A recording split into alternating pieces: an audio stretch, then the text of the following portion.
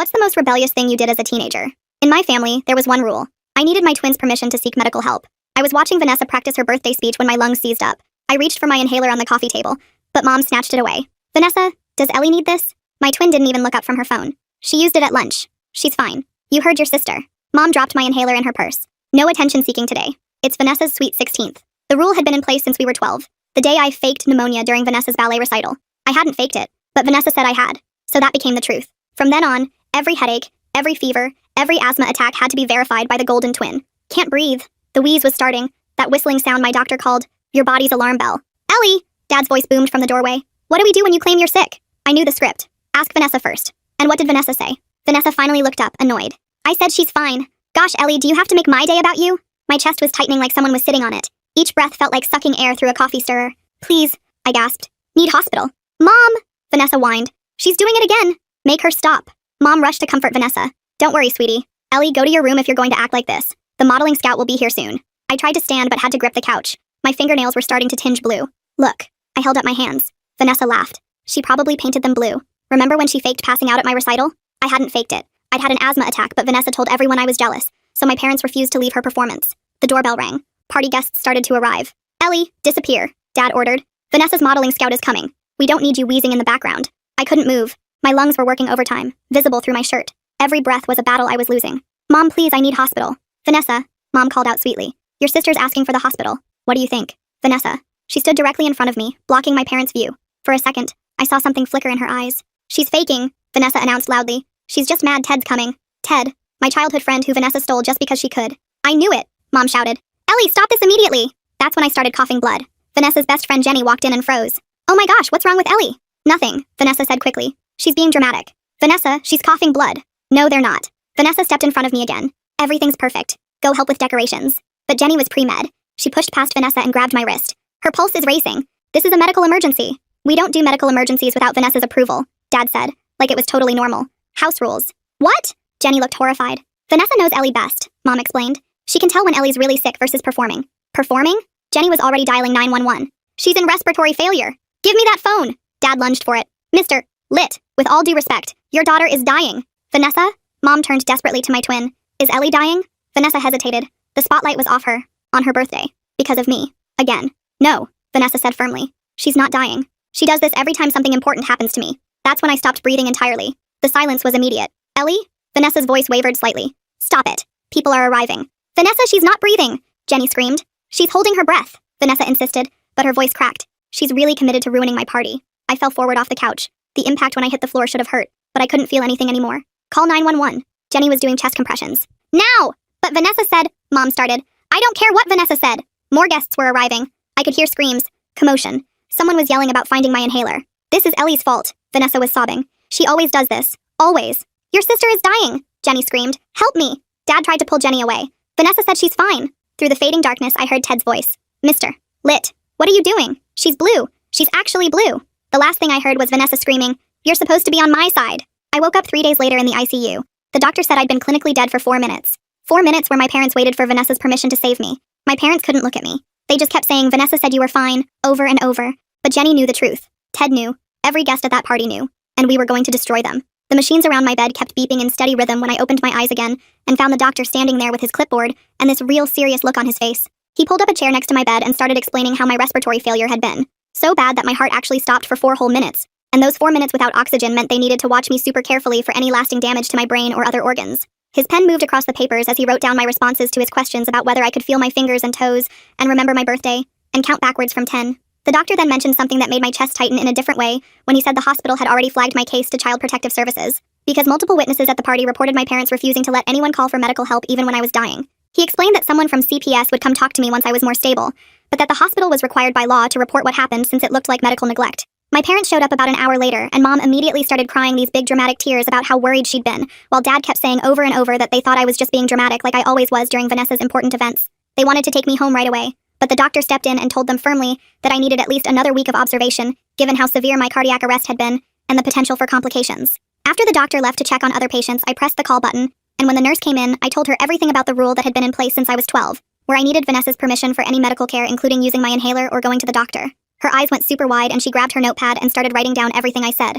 while asking me to repeat certain parts, and she kept shaking her head and muttering that she needed to add all of this to my official medical file immediately. The next day, Jenny and Ted showed up together, and they both sat on either side of my bed promising they would give official statements about everything they saw at the party. Jenny pulled out this notebook where she'd written down all my vital signs from before the ambulance arrived using the medical knowledge from her pre-med classes. And Ted showed me his phone where he'd actually recorded some of what happened, including my dad trying to physically stop Jenny from calling 911. 2 days later, a woman named Gabriela Reyes from CPS came to interview me, and she was really gentle but super thorough in her questions about the medical permission rule and how long it had been going on. She took photos of all the old scars on my arms from untreated allergic reactions that had gotten infected, and wrote down every single incident I could remember where Vanessa had denied me medical care for things like strep throat and a broken finger and severe food poisoning. The next morning, Dr. Arthur Keller, who was a lung specialist, came to evaluate my asthma, and spent over an hour teaching me how to create a detailed action plan that didn't need anyone's permission but mine to follow. He showed me the right way to use my inhaler with a spacer, and gave me this device called a peak flow meter that would let me track my breathing every single day, so I could catch problems before they got dangerous. My parents came back to visit again 2 days later, and this time they pressured me hard to tell everyone I had exaggerated what happened, and that our family didn't need this kind of attention from CPS or the police. I had my phone hidden under my blanket recording everything as Dad leaned in close and said they would make my life absolutely miserable if I didn't stop cooperating with the investigation and come home like nothing happened. While I was stuck in the hospital bed, I scrolled through social media and saw that Vanessa had posted dozens of photos from her Sweet 16 party, acting like nothing had happened with captions about the best night ever and her amazing modeling scout meeting. The comments were split between people asking if I was okay, since they'd heard I'd been taken away in an ambulance, and others who believed her story that I was just faking to get attention on her special day.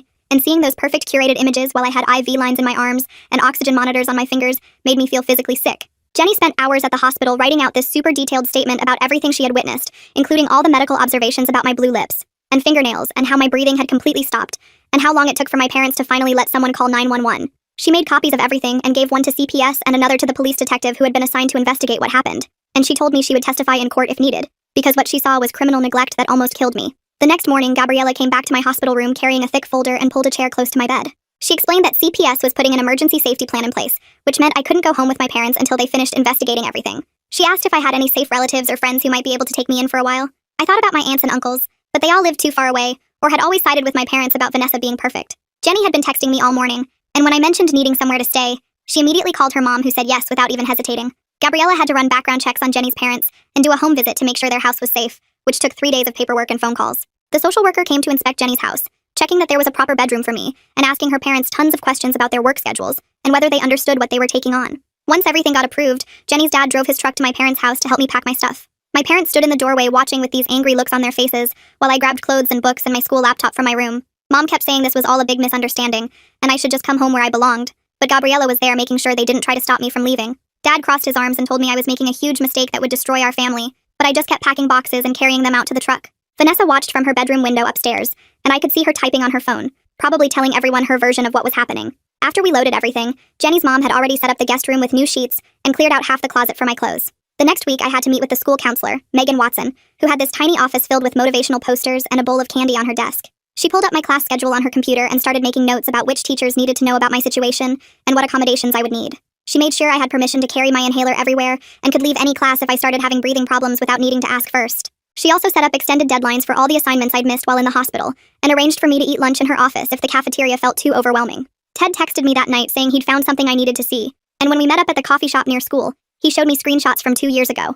They were messages between him and Vanessa, where she was laughing about how I'd begged her to let me see a doctor for strep throat, and she'd said no just to see how long I'd suffer. She'd written, "It's so funny how she has to ask me permission for everything medical," with laughing emojis, and Ted had saved all of it because even back then something felt wrong to him. He forwarded everything to Gabriela's email while we sat there, and he promised he would testify about what he saw at the party, and these old messages if they needed him to. Dr. Keller scheduled another appointment where he spent over an hour teaching me how to use this peak flow meter properly, showing me how to blow into it 3 times every morning and night, and record the numbers in a special chart. He explained that normal readings for someone my age should be between 380 and 400, but mine were only hitting 250 because of all the damage from untreated attacks over the years. He showed me the zones on the chart, green meaning I was okay, yellow meaning I needed to be careful and maybe use my rescue inhaler, and red meaning I needed to get to the hospital immediately. For the first time in 4 years, I could actually track what was happening in my lungs instead of waiting for Vanessa to decide if I was sick enough. That same day, someone sent me a screenshot from our school group chat, where people were asking if I was okay since they'd heard an ambulance came to Vanessa's party. Vanessa had replied saying I was staying with friends for a bit because I wanted attention, and everyone should stop spreading rumors about our family. A bunch of kids pushed back, saying they'd heard from people at the party that I'd actually stopped breathing and almost died, but Vanessa kept insisting it was all exaggerated and I was fine. She wrote that I'd always been jealous of her, and this was just another attempt to ruin something important to her. Gabriela called me a few days later and asked me to come to the CPS office, where she sat me down in the small room with fluorescent lights and explained how the whole investigation would work. She said they were looking at possible criminal charges against my parents for child endangerment and medical neglect, but warned me it could take months of interviews and court dates. She asked if I was prepared for such a long process, and if I understood that my parents might face jail time, or at least probation, if charges were filed. 2 weeks after leaving the hospital, I finally went back to the school, and walking through those front doors felt like everyone was staring at me and whispering about what had happened. In third period, my chest started getting tight, and I could feel that familiar wheeze starting. But this time, I just pulled out my inhaler and used it right there in class without asking anyone. The attack passed within minutes, and my teacher didn't even question it because Megan had already told all of them about my medical plan. Later that week, a thick envelope arrived at Jenny's house from the hospital, and inside was a copy of all my discharge paperwork, including the nurse's official notes. Reading through the medical terms was weird but validating, seeing words like severe respiratory distress and suspected medical neglect, and Child Protective Services notified due to parents' refusal to seek treatment. The next page had more details about my 4 minutes of cardiac arrest and how Jenny's CPR probably saved my life before the paramedics arrived. At the bottom, the attending physician had written that my parents had shown concerning lack of appropriate response to life-threatening medical emergency and recommended immediate CPS involvement. Then on Friday afternoon, I got an email from the principal saying my parents had requested a meeting to discuss what they called misunderstandings and rumors about our family situation that were affecting Vanessa at the school. The meeting was scheduled for the following Thursday, and just thinking about sitting in the same room with them while they tried to twist everything around made my stomach hurt. Megan promised she would be there with me and said I didn't have to go if I didn't feel safe, but I knew I needed to face them and tell the truth about what they'd done. 2 days before the meeting, Megan called me into her office after school, and we spent 3 hours going over everything that might happen. She pulled out this thick folder with papers about student rights and started marking sections with sticky notes while explaining how my parents couldn't force me to leave with them or sign anything. She showed me where to sit in the conference room so I'd be closest to the door and wrote down phrases I could use if they started yelling or trying to make me feel guilty. Her hands moved quickly across the papers, highlighting parts about medical autonomy for minors in abuse cases, and she practiced with me how to stay calm by counting my breaths if things got intense. She promised she'd sit right next to me and take notes on everything they said, and if I needed a break, I could just tap her arm twice and we'd leave the room immediately. The next morning, Jenny came to find me before first period and handed me a manila envelope with her official statement inside. I sat on the hallway floor and read through 4 pages of medical terms describing my condition that day, with specific numbers for my pulse rate and breathing patterns she'd observed. She'd written how my lips were cyanotic, and my nail beds showed severe oxygen deprivation, using all the clinical language from her pre-med courses that made everything sound even more serious. At the bottom, she'd signed and dated it, with a note saying she'd already given copies to Gabriella and the detective investigating the case. After chemistry on Wednesday, I was putting my books in my locker when Vanessa appeared behind me and slammed the door shut. She grabbed my wrist and twisted it, demanding I tell everyone I was fine and that the whole thing was blown out of proportion. I tried to pull away, but she dug her nails in deeper, leaving these red marks on my skin while hissing that I was ruining her life over nothing. When I finally yanked my arm free and started walking away, she grabbed my shoulder and spun me around so hard I dropped my books everywhere. Other kids in the hallway stopped to stare as she screamed that I'd always been jealous, and this was just my latest attempt to steal attention from her. I picked up my books without saying anything, and walked straight to the nurse's office, where she photographed the nail marks on my arm and wrote up an incident report. That night, I couldn't stop scrolling through social media, reading comment after comment about the party. Some kids who were there wrote about seeing me on the floor turning blue while my parents just stood there arguing with Jenny instead of helping. Others, mostly Vanessa's friends, posted that I'd always been dramatic and probably planned the whole thing to ruin her birthday. One girl from my English class wrote a long post about how she'd seen me have asthma attacks at the school before, and they were definitely real, not fake like Vanessa claimed. The arguments in the comments got nasty, with people taking sides and sharing screenshots of old posts where Vanessa had mentioned controlling my medical decisions. Thursday arrived and I sat in the conference room between Megan and the principal while my parents walked in with their lawyer. Mom started crying immediately, saying I'd always been difficult and prone to exaggeration, while Dad kept repeating that Vanessa understood me better than anyone. They insisted the permission rule was just their way of preventing me from seeking unnecessary medical attention for minor issues. I waited until they finished their speech, then calmly explained how the rule started when I was 12 and listed specific times Vanessa had denied me medical care. The principal's face changed as I described waiting 6 hours with a broken finger because Vanessa was at a sleepover and couldn't be bothered to give permission. When I mentioned the time I had strep throat for 2 weeks because Vanessa said I was faking to get out of her choir concert, the principal started writing notes frantically. My parents' lawyer tried to interrupt, but the principal held up his hand and asked me to continue, so I told him about every single incident I could remember. Later that week, Gabriella called to tell me about her interview with Vanessa, who'd spent 2 hours insisting I'd been faking illnesses since we were little kids. Vanessa had given this whole timeline of supposed fake sick days and attention-seeking behaviors, but when Gabriella asked for specifics, most of the dates didn't match up with any school absences. Then Gabriella pulled out my medical records from when I was 12, showing I'd been hospitalized with severe pneumonia that had gone untreated for so long it caused permanent lung damage. Vanessa apparently went quiet when she saw the chest x-rays showing the scarring, then tried to claim she didn't remember that incident. The pediatric clinic faxed over 15 years of medical files the following Monday, and Dr. Keller spent his entire lunch break going through them with this increasingly worried expression. He found 7 different times I'd come in with serious conditions that had progressed way beyond normal because of delayed treatment. Each time matched up with something important in Vanessa's schedule like dance recitals, competitions, or social events. He showed me the pattern laid out on his desk, with sticky notes marking each incident and the corresponding delay in treatment. By Wednesday, Dr. Keller had written this 5-page medical opinion, documenting how the pattern of denied care could have killed me multiple times over the years. He included copies of lung scans showing scarring from untreated respiratory infections, and blood work showing how many times I'd fought off serious infections without proper antibiotics. His report stated that no child could fake the kind of physical evidence shown in my medical history, and the delays in treatment constituted clear medical neglect. That night, my phone buzzed with texts from both my parents saying if I didn't tell CPS I was exaggerating, they'd cut off my college fund and make sure I had nowhere to live when I turned 18. Dad's messages got increasingly angry, calling me ungrateful and saying I was destroying our family over teenage drama. I screenshot everything and immediately forwarded it all to Gabriella and to Ivy Serrano, the civil attorney Megan had connected me with earlier that week. The next morning, Ivy filed paperwork for an emergency protective order at the courthouse, explaining that this would work faster than waiting for criminal charges. She said the order would legally prevent my parents from interfering with my medical care or contacting me about the ongoing investigation, and since we had their threatening texts as evidence, the judge would likely approve it quickly. I sat at Jenny's kitchen table that weekend with a yellow legal pad and started writing down every single time I could remember being sick, and what happened. The first column had the date if I could remember it, the second had what was wrong with me, the third had what Vanessa was doing that day, and the fourth had whether I got help or not. After 3 hours, I had 4 pages filled with tiny writing, and the pattern was so obvious it made me sick to my stomach. Every school play, every dance competition, every important social event for Vanessa matched up with a time I couldn't get medical help. I remembered the time I had strep throat during her 8th grade graduation and had to sit through the whole ceremony with a fever of 103 because she said I was faking. The time I broke my wrist falling off my bike but couldn't go to the ER until the next day because Vanessa had a sleepover and didn't want the attention on me. Each incident got its own line on my timeline, and by the time I finished, I had documented 27 separate times over 4 years where Vanessa denied me medical care for actual injuries or illnesses. My phone buzzed with a voicemail from Ted, and when I played it, his voice was shaky, but clear as he described everything he saw at the party. He talked about my blue lips, my fingernails turning purple, how I was gasping like a fish out of water, and most importantly, how my dad physically grabbed Jenny's arm to stop her from calling 911. Ted said he'd been recording video for Vanessa's birthday montage and caught some of it on his phone, including my dad saying they needed Vanessa's permission first. 3 days later, I was sitting in a courtroom with Ivy for the protective order hearing, and my parents walked in with some expensive-looking lawyer in a gray suit. He immediately started arguing that this was a private family matter that didn't belong in court, and that parents have the right to make medical decisions for their minor children. The judge, an older woman with reading glasses on a chain, looked at him over those glasses and asked if he was seriously arguing that one child should have medical authority over another child. The lawyer tried to explain it as a parenting choice, but the judge cut him off and asked my parents directly if they really made one daughter ask the other for permission to use an inhaler during an asthma attack. My mom started to explain how Vanessa knew me best, but the judge's face got harder with every word. After 40 minutes of arguments, the judge granted the protective order,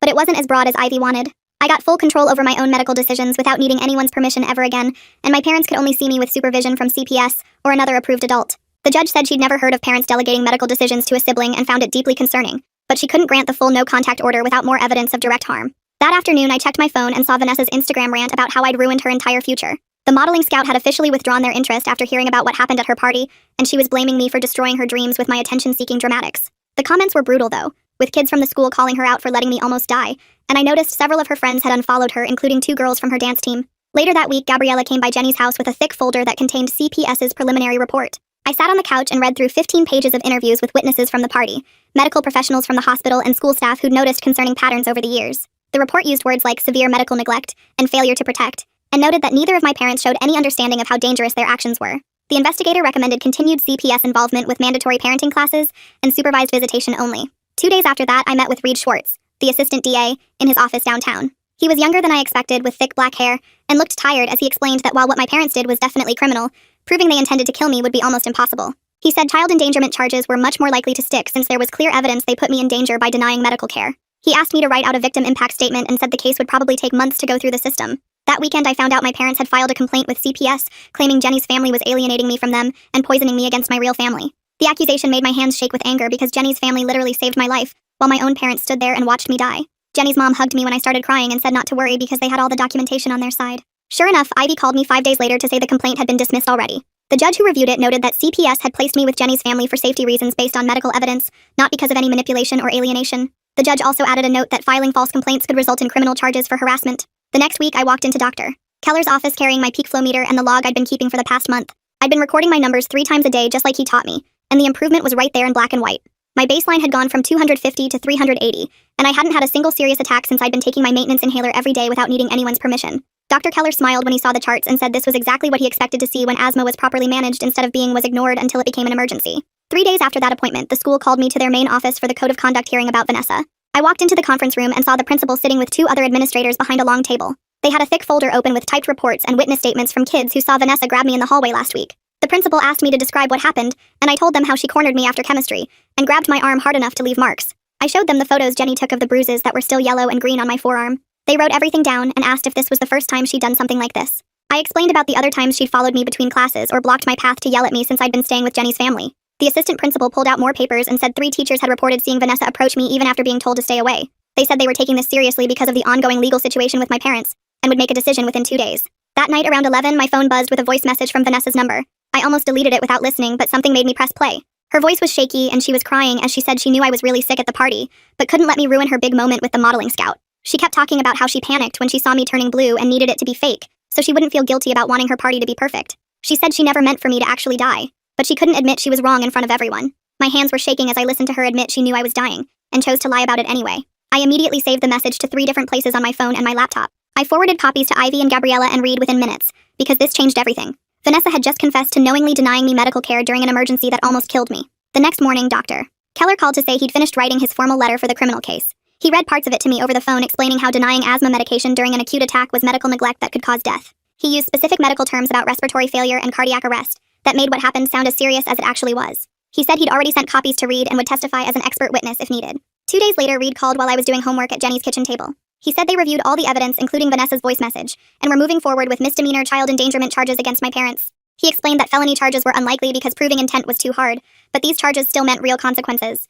He said my parents would have to appear in court and could face up to a year in jail, though that was unlikely for first-time offenders. He asked if I was okay with this level of accountability, and I said yes because it was better than nothing. The following week, I had to go to a CPS case conference at their office downtown. Gabriella was there with 2 supervisors, and they talked about next steps for my case. They suggested family therapy with continued supervision once the criminal case was over. I told them I didn't feel safe in therapy with people who hadn't admitted doing anything wrong. I explained how my parents still insisted they were just following house rules and didn't see the problem. The supervisors looked at each other and agreed to revisit therapy after the criminal case finished. They said my safety came first, and forcing therapy before my parents accepted responsibility could do more harm than good. Later that week, Megan called me into her office at the school to work on something she called an accommodations plan. She had forms spread across her desk that would guarantee I always had access to my medication at the school. We wrote down that I could leave any class if I had breathing problems without needing permission. She added that I could carry my inhaler at all times and use it whenever I needed without asking anyone first. She made sure no teacher could question or deny these accommodations no matter what. She filed copies with the nurse and every one of my teachers and gave me a card to carry that explained my rights. Ted texted me that weekend asking if we could talk about the criminal hearing. We met at a coffee shop near school and sat at a corner table. He said he wanted to testify about what he saw at the party, but didn't know if I wanted him involved. We had an awkward conversation about how Vanessa had manipulated him too, by lying about me being jealous and dramatic. He showed me texts where she'd convinced him I was faking being sick for attention over the years. We agreed he should focus on just the facts of what he witnessed at the party, like my blue lips, and my dad trying to stop Jenny from calling 911. The conversation was weird but necessary, and we both knew his testimony could help the case. A few days before the hearing, I met with Gabriella and Ivy at Ivy's office. I told them I wanted to testify at the criminal hearing, but not as a victim. I wanted to speak as someone telling the truth about what happened to me. They helped me practice what I would say without making me feel weak or broken. Gabriella reminded me to stick to facts, and Ivy showed me how to stay calm if the defense attorney tried to upset me. We went over my statement again and again until I could say it without crying. The next week during gym class, I felt that familiar tightness starting in my chest. Instead of panicking, I immediately used my inhaler and pulled out my peak flow meter.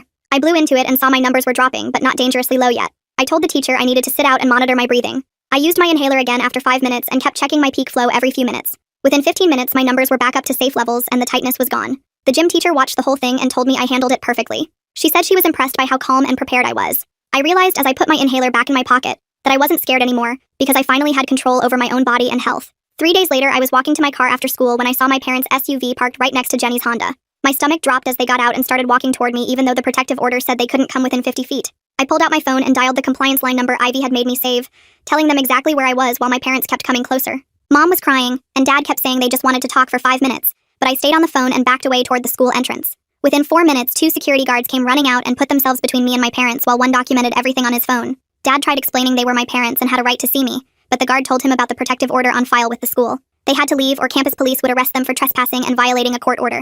The next morning, Vanessa found me at my locker and started screaming about how I destroyed her entire life and cost her the modeling contract she'd worked for since middle school. Students stopped to stare as she yelled that I was jealous and wanted to ruin everything good in her life just like I'd always done. I didn't say anything back, just held up my phone to record her while she kept screaming about how everyone at the school thought she was a monster now. When she finally stormed off, I went straight to the principal's office and showed him the video, explaining that Megan had taught me to document everything. He said this was the 3rd incident report about Vanessa this week, and called an emergency disciplinary hearing for that afternoon. The hearing lasted 2 hours with the principal, vice principal, and 3 teachers reviewing all the documented incidents plus witness statements from students who'd seen Vanessa corner me multiple times. They decided to suspend her from all extracurricular activities including student council and debate team, and issued an official no-contact order that meant she couldn't approach me anywhere on the school property. If she violated it even once, she'd face immediate suspension and possible expulsion, which meant I finally had one place where I could feel safe from her. Reed called me that weekend to say he'd officially filed the misdemeanor child endangerment charges against my parents and needed me to prepare a victim impact statement for the court. I met with Ivy at her office downtown where we spent 3 hours writing and rewriting my statement until it focused only on facts without getting too emotional. We practiced me reading it out loud over and over, with Ivy timing me and helping me slow down when I started rushing through the hard parts. She taught me to pause and breathe between sections and look up at the judge instead of keeping my eyes on the paper the whole time. 2 weeks later, we all went to the courthouse for the arraignment where my parents would enter their plea. They stood at the defendant's table with their lawyer while the prosecutor read the charges about knowingly denying medical care to a minor in their custody. When the judge asked how they pleaded, they both said not guilty in voices that sounded smaller than I'd ever heard them.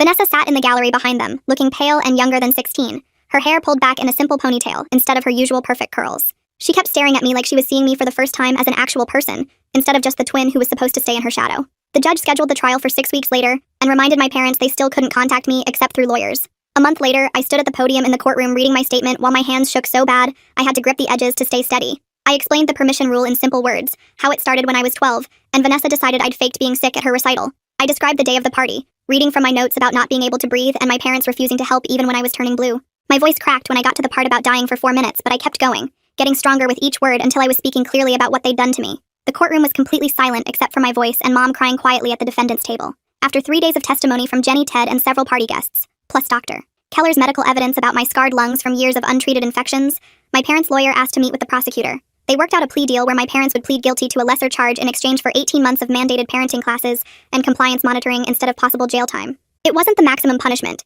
but it meant they had to admit guilt, and it would stay on their criminal record forever, affecting any future jobs or housing applications. The judge approved the deal, but then added something extra, expanding my protective order to specifically state in legal language that Vanessa had zero authority over my medical decisions forever. The order said my health and medical care were my responsibility and right alone, and any attempt by family members to interfere would be considered a violation. 2 weeks after the trial ended, Gabriella came to Jenny's house for our final intensive meeting, where she said CPS was closing the active investigation phase. They were satisfied I was safe and thriving with Jenny's family, but would do periodic check-ins for the next year, and had set up therapy referrals if I wanted them. She gave me a folder with all the case documentation, and her direct number if I ever needed help again. That night at dinner, Jenny's parents said the emergency placement period was technically over, but they wanted me to know I was welcome to stay through the rest of the school year, and even through graduation if I wanted. Jenny's mom held my hand and said I'd become like a second daughter to them, and they couldn't imagine me leaving now.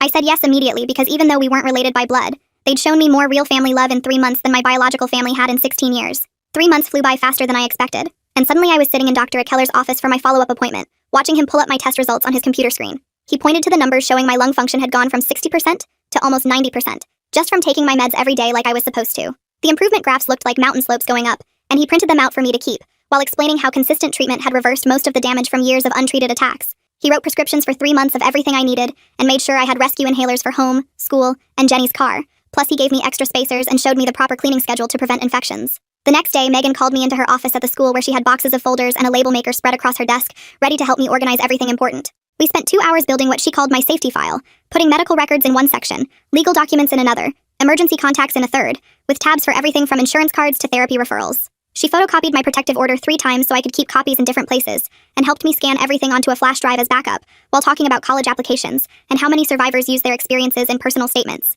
We looked at scholarship opportunities for medical hardship cases, and she gave me pamphlets for schools with good support systems, for students with chronic health conditions, marking the ones with strong pre-med programs since I'd been thinking about that lately. Ted texted me that weekend asking if I wanted to grab lunch at the diner near school, just the 2 of us without any mention of Vanessa or the trial or anything heavy. We sat in a booth eating burgers and talked about normal stuff like his soccer season and my science project, setting clear boundaries that we wouldn't discuss my sister or what happened at the party. It wasn't the same easy friendship we had as kids building forts in my backyard, but it was honest and real, with him checking that I had my inhaler before we went anywhere, and me actually appreciating that he cared enough to ask.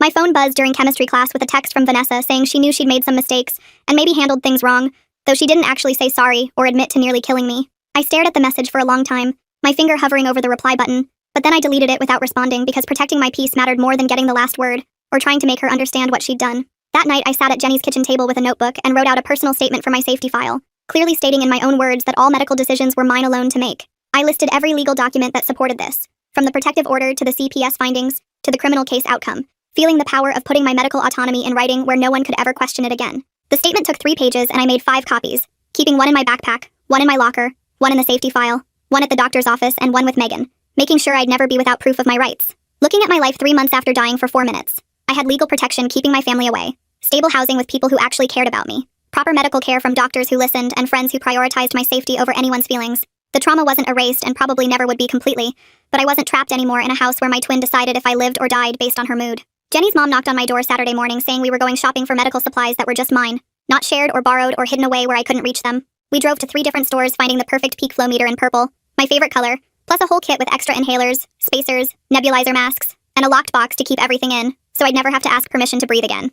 She helped me set up a medical station in my room with everything labeled and organized, even buying a mini fridge for my liquid medications, saying over and over that these things were mine, and I should never have to beg for them. We got a medical alert bracelet engraved with my conditions and emergency contacts, plus a card from my wallet with my action plan that didn't mention needing anyone's approval, just my own judgment about my body. The freedom of having my own medical supplies felt bigger than anything else. Like I could finally trust that I'd always have what I needed to stay alive without depending on someone else's permission. My asthma was controlled for the first time since elementary school. I was safe with Jenny's family, who treated me like a real daughter, and I'd even started working on college applications with essays about overcoming medical neglect and finding my voice. Turns out when you can breathe freely without someone's hand around your throat, both literally with oxygen and figuratively with control, everything else becomes possible, including dreams I'd never let myself imagine before. This whole journey we've shared really hit me on a deeper level, and I'm honestly grateful you let me be here for it with you all. If you made it to the end, drop a comment. I love reading all your comments.